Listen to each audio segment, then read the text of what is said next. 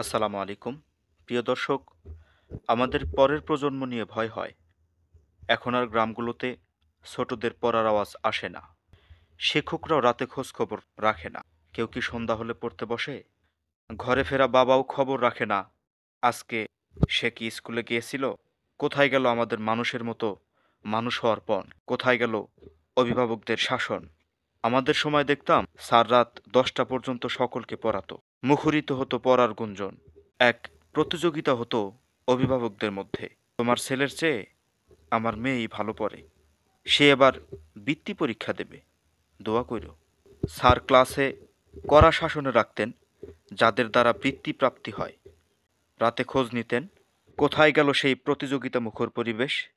খুব ভয় হয়, ওরা কি আসলেই শিখছে নাকি ছাত্র ছদ্মবেশে নিজেকে ঠকাচ্ছে। এক বড় রকম হতাশা কাজ করছে। এখন অভিভাবকরা শাসন করতে ধমক দিলে আর চোখে তাদের দিকে তাকায় যেন তারাই অভিভাবক।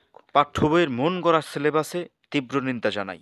যেখানে গণিত বই অঙ্কের বদলে অহেতুক মন গড়া গল্পে ভরপুর, কারিগরি শিক্ষার সঠিক প্রয়োগ না থাকায় পুরো জাতিকে বোকা বানানো হচ্ছে। এভাবে চলতে থাকলে জাতি ধ্বংসের দ্বার প্রান্তে চলে যাবে।